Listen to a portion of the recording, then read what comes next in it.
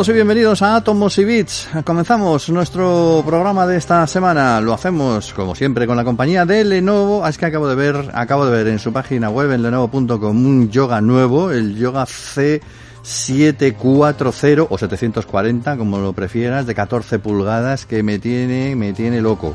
El Yoga con procesador de hasta Intel Core de 10ª generación, con el Windows 10 Home, con la tarjeta gráfica integrada de Intel, con un almacenamiento de hasta 1 tera, con una pantalla táctil, como una de las pantallas táctiles para dejar ahí todas las huellas digitales y que digan, no, este es mi Yoga, no es el de nadie más, con un sistema de altavoces Dolby Atmos orientado al usuario, micrófonos de largo alcance, bueno, conectividad con Wi-Fi 6, con Bluetooth 5, seguridad, no sé cuántos puertos. Bueno, esto me vuelve loco, el Yoga Voy a empezar a ahorrar porque este va a caer, pero vamos, ya te digo yo cómo va a caer. En lenovo.com tienes este Yoga y tienes muchos otros aparatos, otros dispositivos electrónicos y gracias a Lenovo pues está en marcha Átomos y Bits y gracias a Lenovo pues tenemos a Esteban Novillo hoy encargado de la realización técnica, a José Manuel Nieves con el que enseguida conectamos y aquí en el micrófono Pedro Pablo May. Saludos y bienvenidos a Átomos y Bits.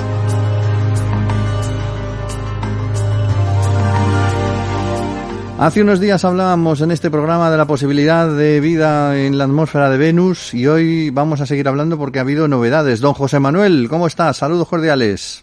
Hola, ¿qué tal, Pedro Pablo? Sí, hoy... fíjate, qué casualidad. Hoy, no, casualidad nada. Di la verdad, que tú estás hablando ahora mismo desde Monte Palomar, allí en Estados Unidos, porque estáis viendo las últimas imágenes de vida en Venus y todavía no las habéis querido hacer públicas, porque sois unos conspiranoicos totales.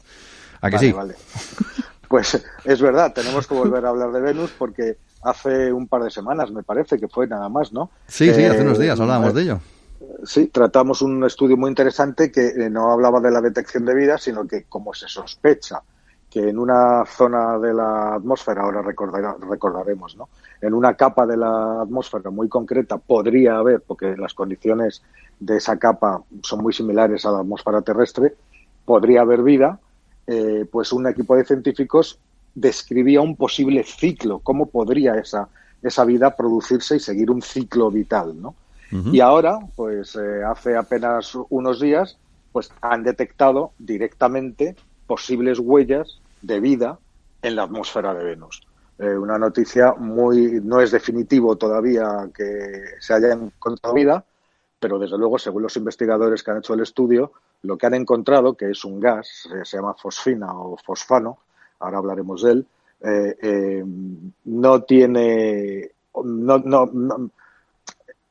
es plausible otro origen que no sea el origen biológico. O sea, su existencia, si existe ese gas, es porque antes había vida. O no, porque la está generando, no generando antes, sino ahora. O sea, es un subproducto de la vida, de la descomposición de materia orgánica.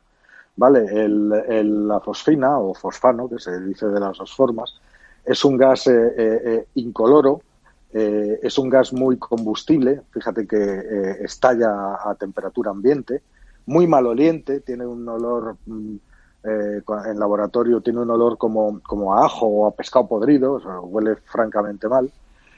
Y es un producto de la actividad biológica, de la descomposición de materia orgánica. ¿Es como el metano?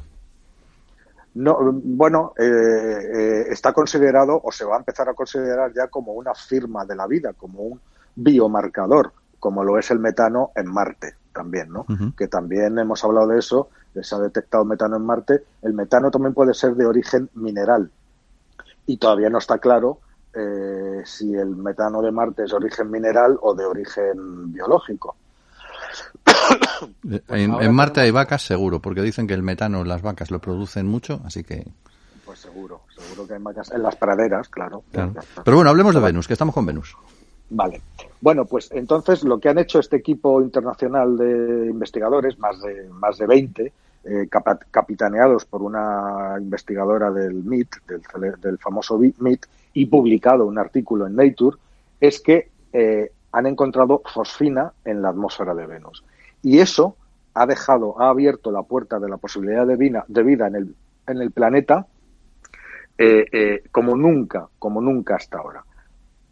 ¿Qué es lo que pasa? Los investigadores, lo primero que han hecho, claro, detectaron la fosfina en dos observaciones diferentes, hechas con dos telescopios diferentes. Primero, en 2017, con el Max Clerc Maxwell, un telescopio muy poderoso, y después con otro telescopio en Chile, en el año 2019.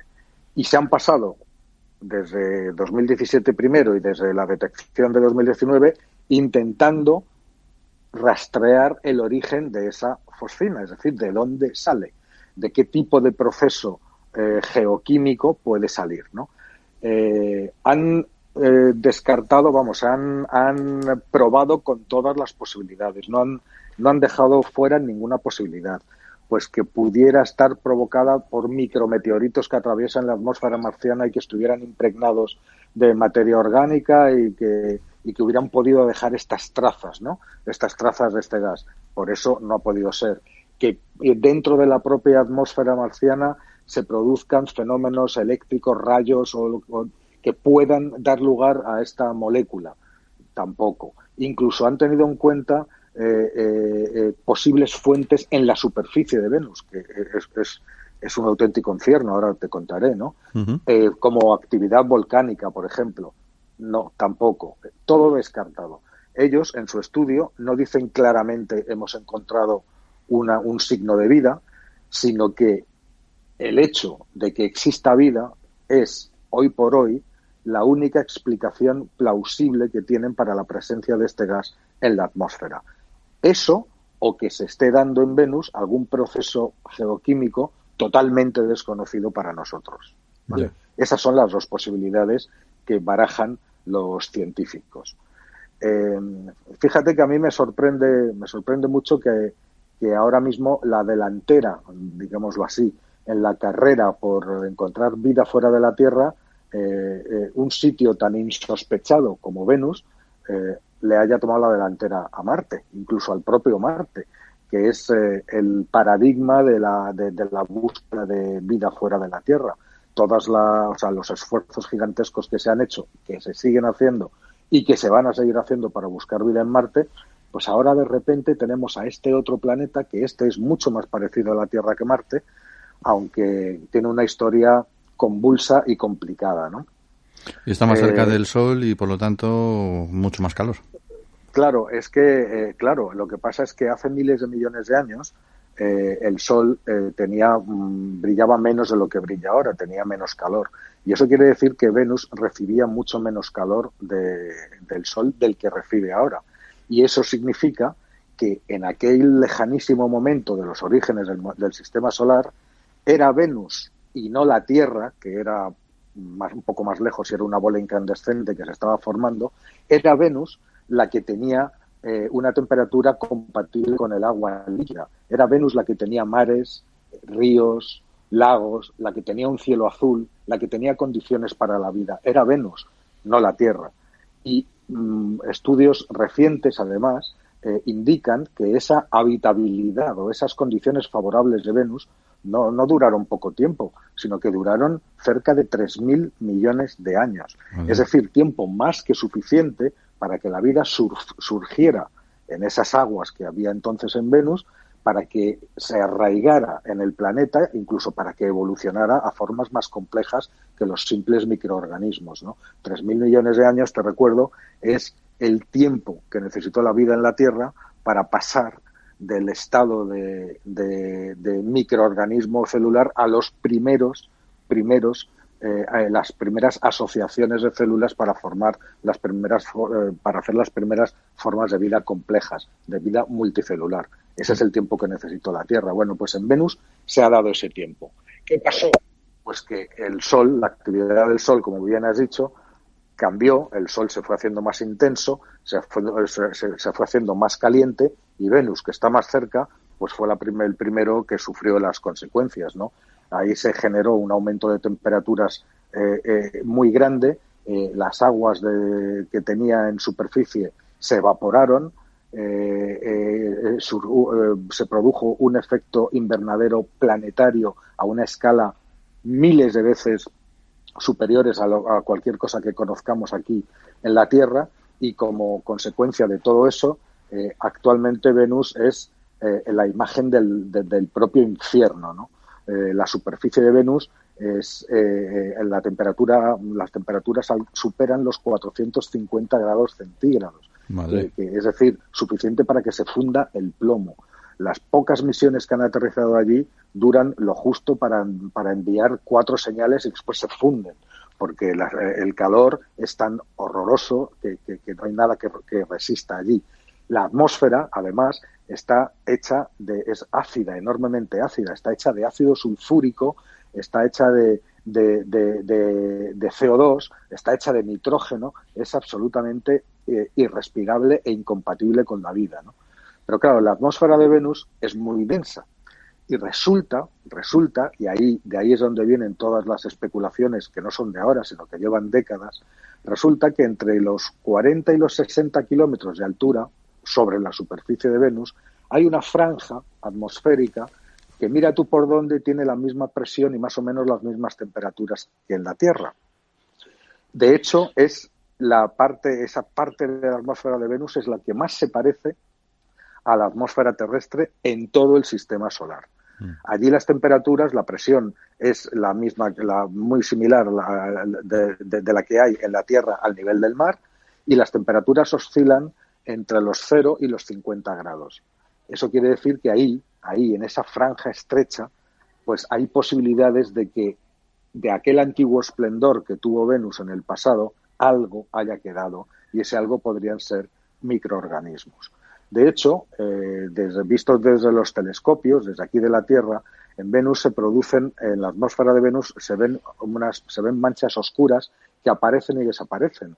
Y los científicos han especulado con la posibilidad de que esas manchas oscuras sean en realidad enormes colonias de microorganismos, ¿no? Como una especie de floración de algas, como una floración de algas que sucede en las aguas aquí en la Tierra. Bueno, pues lo mismo, pero a nivel atmosférico. Claro, todo eso hay que demostrarlo, ¿no? Y resulta que no había ninguna prueba concreta. Ahora el haber hallado este gas en muy baja concentración, es verdad, es decir, apenas de 20 partes por cada 1.000 millones, es decir, es una concentración muy baja, pero eso no significa, si son microorganismos, eso podría implicar la existencia de un gigantesco número de microorganismos, si finalmente son microorganismos los que lo están produciendo, ¿no? Bueno, pues la detección de este biomarcador, de esta fosfina o fosfano, justo en esa capa, en la atmósfera de Venus, pues es una noticia de lo más esperanzadora con vistas a la posible presencia de vida allí, ¿no? ¿Ahora qué hay que hacer? ¿Esperar a que manden una sonda o a lo mejor a través del estudio vía telescopio se puede conseguir alguna certeza más? Bueno, con los telescopios actuales prácticamente no. Habrá que esperar a la próxima generación de telescopios. De todas formas, la NASA tiene en la cartera varios proyectos de exploración de Venus. Hay uno, que ahora mismo no recuerdo cómo se llama, que fíjate que es una sonda que viajaría hasta Venus y una vez que estuviera en órbita de Venus liberaría pues como una especie de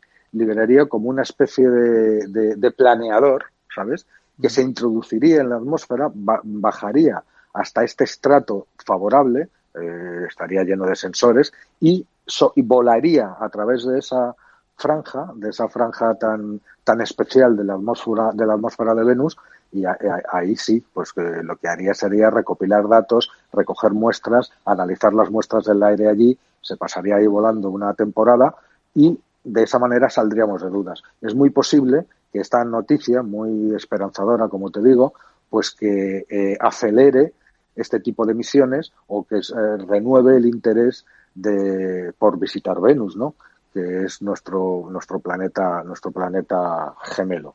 Uh-huh. Desde luego, los propios investigadores, que yo me he leído el estudio y están como, ¿sabes?, como deseando decirlo, pero sin atreverse a decirlo claro, al 100%. Y entonces ellos dicen, por un lado, que no han encontrado ninguna otra posible razón para la presencia de este gas, excepto la biológica, es decir, que pueda haber vida, pero que la mera presencia de fosfina no es de por sí un indicador al 100% de que ahí hay vida, porque podría ser insisto, podría ser que esa fosfina estuviera generada o tuviera su origen en un proceso geoquímico o geofísico que no conocemos y que se está dando en Venus, ¿no? Esa también es una posibilidad.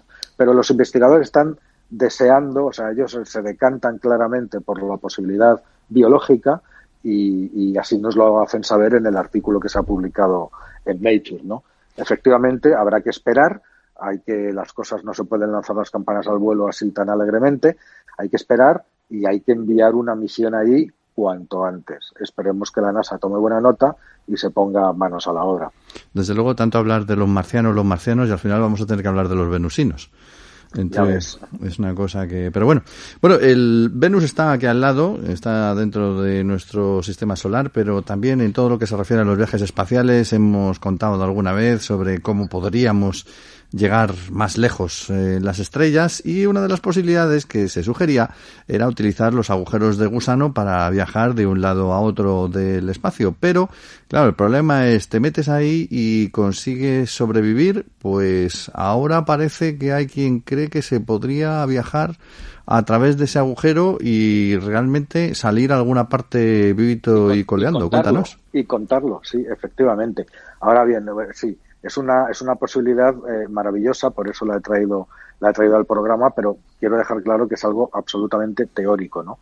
Primero, los agujeros de gusano, que están previstos por la teoría de la relatividad general de Einstein, nadie ha visto uno, jamás, nunca nadie ha encontrado uno. Simplemente es una consecuencia de la forma en que se comporta el espacio y el tiempo, el espacio-tiempo, en la teoría de Einstein.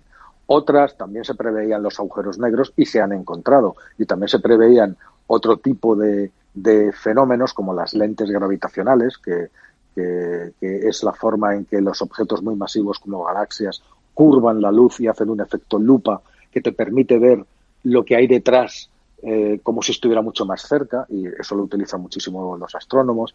Eso también estaba predicho y se ha comprobado. Los agujeros de gusano son otra predicción de la teoría de Einstein que todavía no ha sido comprobada, es decir, nadie ha encontrado uno. ¿Qué sería un agujero de gusano? Bueno, pues serían dos agujeros negros conectados, es decir, tendrían que estar, como dicen en mecánica cuántica, entrelazados. Sabes que, si no lo recuerdo brevemente, dos partículas entrelazadas es una propiedad de la física cuántica, según la cual, si dos partículas están entrelazadas, cualquier actuación que hagamos en la partícula número 1, inmediatamente la partícula número 2 reacciona, aunque esté en el otro extremo del universo, ¿no? Sí. Y reacciona de forma instantánea. Bueno, pues por el mismo principio podría haber o debería de haber agujeros negros que estuvieran entrelazados, igual que las partículas subatómicas en el mundo subatómico.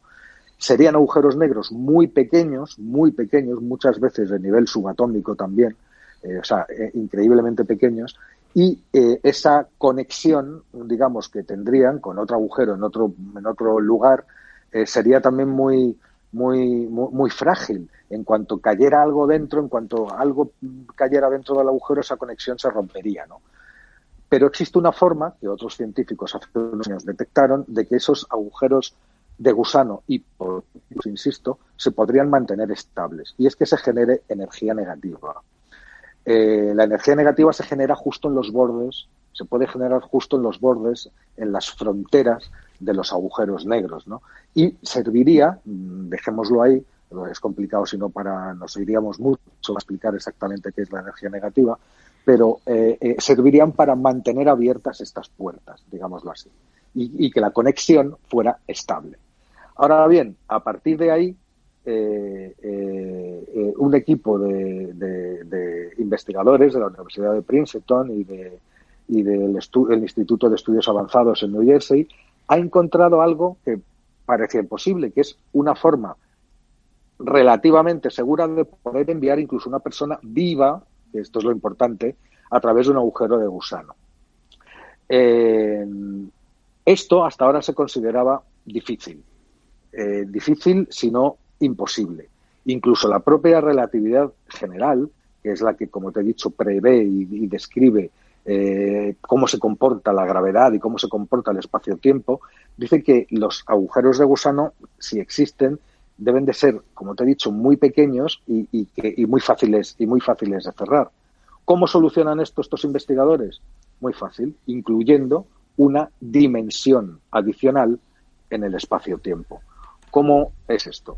Bueno, si hubiera una dimensión extra en el espacio-tiempo, esa dimensión extra implicaría la existencia de un montón de campos cuánticos.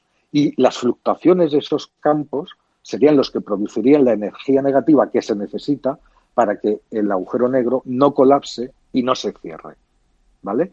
Es algo complicado de entender, pero es la única forma de contarlo. Esos campos cuánticos, evidentemente, no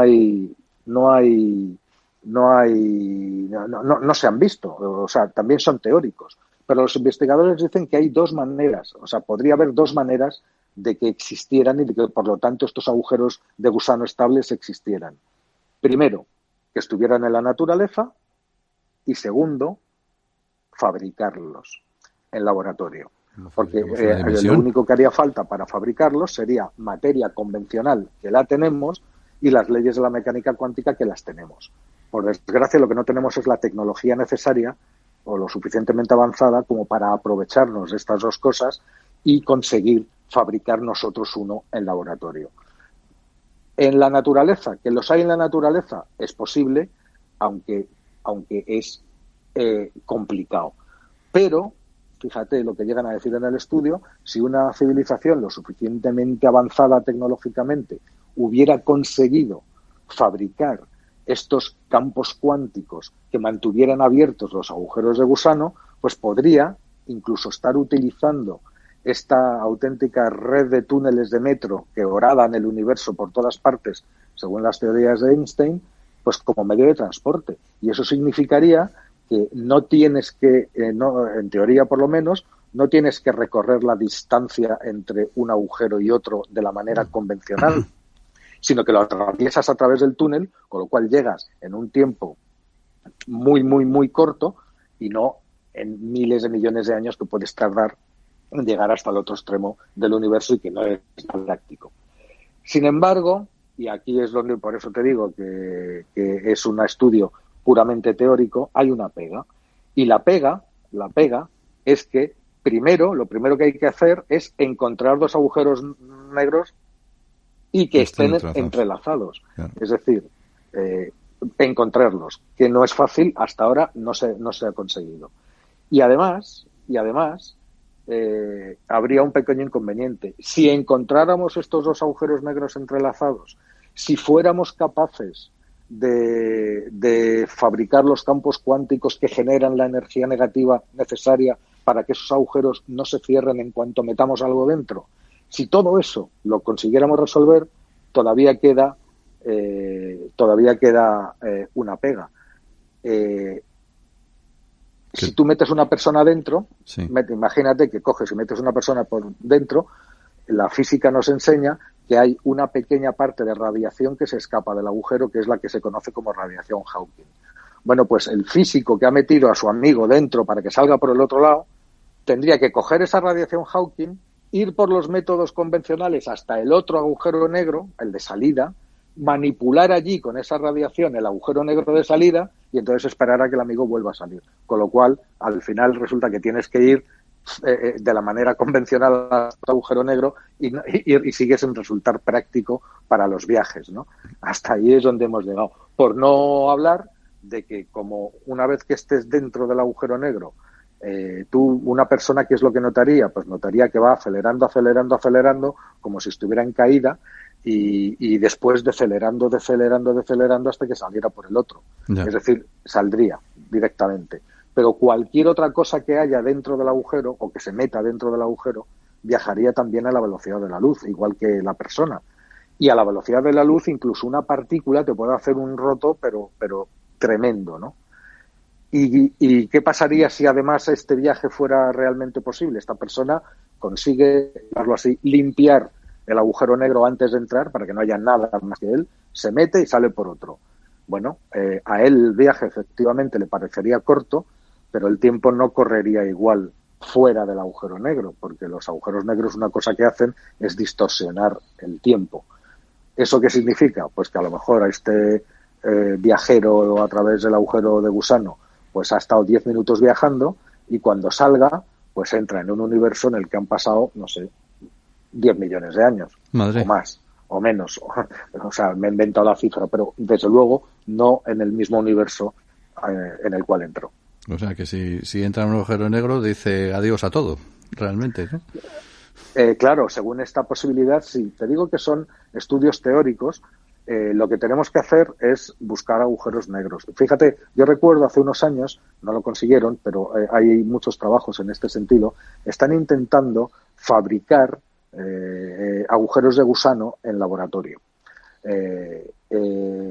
No se ha conseguido todavía, pero desde luego ya no es una cosa impensable. Es muy posible que antes de detectar un agujero de gusano en la naturaleza, seamos capaces de alguna manera de reproducirlo en laboratorio, de hacerlo, aunque sea solamente de forma teórica, de reproducirlo en un laboratorio. Y entonces sí podremos estudiar con muchísima más precisión todas estas cuestiones que los físicos estudian muchísimo, pero que ya te digo que hasta ahora, desde luego, ni siquiera se atisba una posible aplicación práctica, ¿no? Bueno, pues nada, vamos a seguir buscando agujeros negros. Si tienes un agujero negro en el bolsillo, eso sí, yo te digo, si no tienes mucho dinero, bueno, sí te puedes pasar por Lenovo, porque en Lenovo tienen todo tipo de dispositivos a unos precios súper asequibles y además con una tecnología que no veas. Ahora tienes aquí, por ejemplo, en lenovo.com los Motorola Razr, con un tamaño de bolsillo de un teléfono de concha fusionado con la inteligencia de un smartphone moderno. Tienes también el Edge, más rápido, más fuerte, con un procesador Qualcomm Snapdragon 765 increíblemente rápido, una memoria de 6 GB y un almacenamiento de 128 GB. Y tienes también el Edge Plus, que tiene las velocidades más altas, la mayor resolución de cámara de un smartphone y el sonido más alto. Bueno, estos son solamente algunos de los que tienes a su disposición en lenovo.com, en tecnología de leyenda. Don José Manuel, vamos a seguir trabajando entonces con los agujeros, a ver si conseguimos hacer uno operativo. Te iba a decir que tú, que vienes de una civilización avanzada, lo mismo ya los tenéis. Sí, pero no puedo hablar de ello. No habéis dicho nada. No puedo hablar de ello. No puedo hablar de ello porque, claro, cada cultura es cada cultura y no se puede interferir. Lo imaginaba. Es así. José Manuel Nieves lo sabe todo sobre ciencia y tecnología y nos lo cuenta cada semana en Átomos y Bits con Esteban Novillo en la realización técnica hoy. Saludos de Pedro Paloma y volvemos en una semana en este programa. Hasta entonces.